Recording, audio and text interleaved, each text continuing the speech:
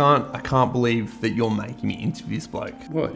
Like, he's such a he brings nothing to the table. Like, nothing at all. Like, zero. Zilch. Nada. Nothing. Well, he bought cheesecake to my birthday last year, so it's not nothing. I can't believe it, man. It's just such a useless waste of all of our time. Who makes the choices here? This is my show, but you're making me do this. What, you think audio guy makes the bookings now? Come on, mate. Yo, not just yo here. Welcome to today's episode of Across the Dining Room Table. Today, we're joined by someone who just oozes value for everyone. Can't wait for your order meeting. We are honoured, nay, we are privileged to have him here with us today. Give him a warm welcome, Mr. Dead Joe Bray. Welcome on in, Dad. Thanks for having me here, mate. It's good to be here. I was just saying to our audio guy how lucky we were to have you in today, because you're just filled with so much knowledge. And do you know what? The nuggets that you have inside you, not just made of chicken, some real educational nuggets there. So, Dad, tell us, what little bit of inspirational wisdom do you have for us today?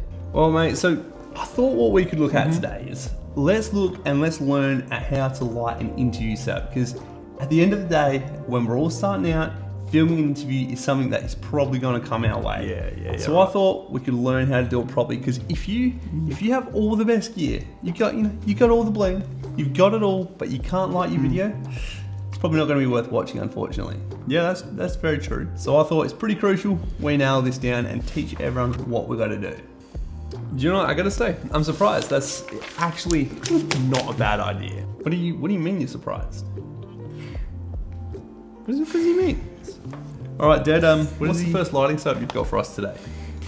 All right, Jed, the first one we're going to look at, it's going to be pretty straightforward. It's going to be a single light to start off with. We'll look at a few different variants, but it's going to be for a solo interview. And it's going to be someone who's probably been interviewed before, a little bit more confident in front of camera, because we all know it can be a little bit intimidating when you're looking down the barrel of the lens for the first time. So this is for a more experienced operator.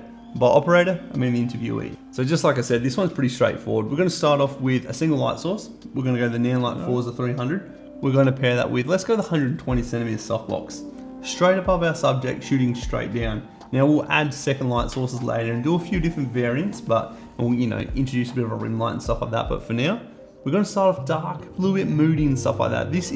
It is a dark, it is a mysterious sort of interview style. This is probably more suited toward a doco where, it might be interviewing the villain or someone who's done something a little bit shady. It was me. I stole the cookies from the cookie jar. So see how putting it in that scenario really makes it pop. If I was just go, it was I who stole the cookies from the cookie jar, you'd kind of be like, cool, dude. All right, so look, we're not interviewing a villain, so maybe we don't want as aggressive a light source. What we can do, we can change how contrasty that is, just by pulling that light source back or forwards, changing the angle ever so slightly. If we want to introduce a bit of a rim light, we could use something like a neon light parva tube. We could even use, a strip box and a 4-60. Some out of frame, pointing toward the side or the back of our subject. Give it an edge, give them a little bit of depth from the background, and get yourself a shot like this. I went to the beach the other day, I saw Sally. She was selling seashells, and it was down by the seashore, but I thought, Sally, your seashells look a little bit silly, so I'm going to go sit on a seesaw instead. All right, Dad, care to tell me, what setup do we have going on right here? What's lighting us right now? I will, but before I do, thank you so much for having me here. This is like, it's a pleasure. The pleasure is it's really all yours, because, I'm a bit of a star, but I just want to say, dining room table, why's it got holes all through it? It just sounds like tacos have been a nightmare, dropping shit all through it. You're really the worst. Anyway. Dad. So what we have here to light this whole setup, it's a bit of a fun one. First of all, we've got a Neon Light 4s 300 right above us with the 80 centimeter lantern. And what that's doing, that light is spreading everywhere. It's touching you, it's touching me.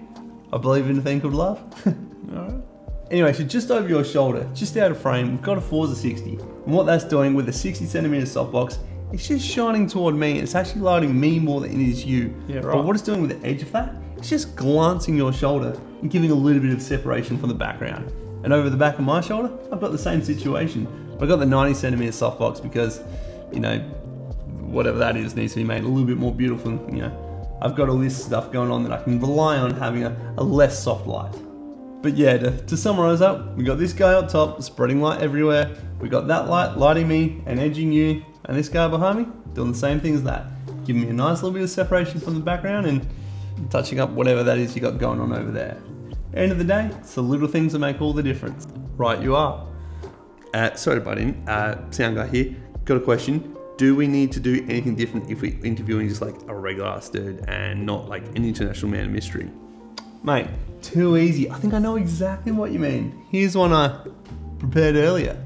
As a resident nerd and math teacher, I'm always trying to find ways to make math seem cool. And if it's not the funky clothes, it's definitely the number 5,318,008. If you don't know what that means, get yourself a calculator, flip it upside down, class is in session. Like I said, this one's pretty simple. I'm going to get my main light source. This is going to be the Forza 300. I'm going to put the, let's go 120 centimeter softbox, 45 degree angle, straight at my subject. Yeah, right. This is going to light that whole situation. But if I want a little bit of separation from the background, what I'm probably going to do is get the Forza 60, chuck on a strip box, vertically mounted, just to the side of them, just like touch their shoulder.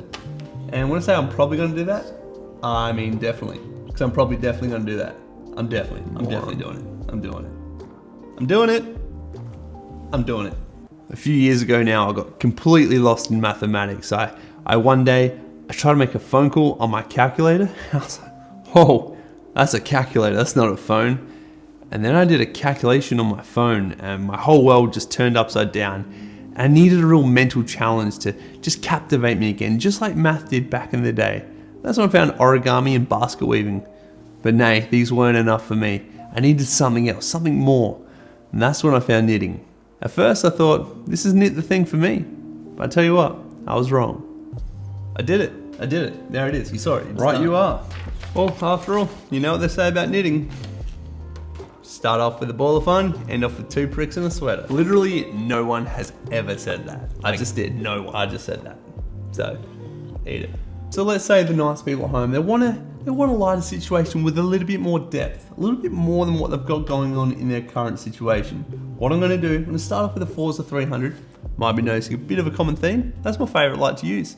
I'm going to put a 90 centimeter softbox on this, 45 degrees from my subject, above eye line, facing down toward my subject.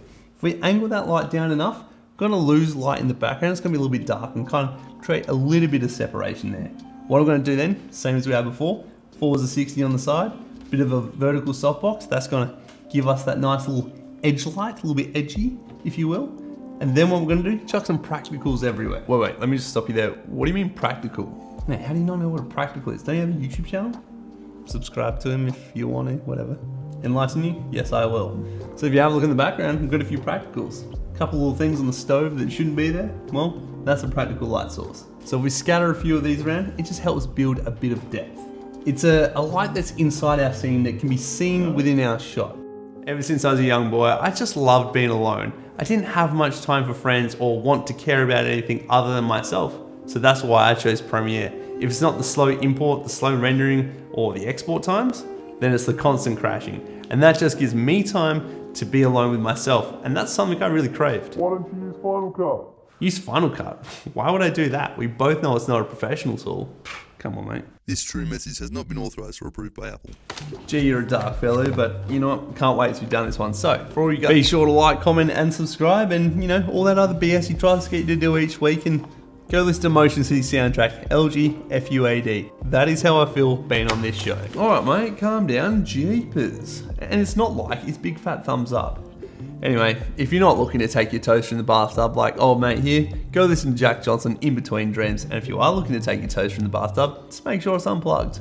Mate, end of the day, I really appreciate your time, but the pleasure has been all yours. Bye. I do it better, so bye. Mate, you're killing me. I'm calling it done. Seriously, why'd you guys bother setting this up? Wicked, I'm gonna stop you.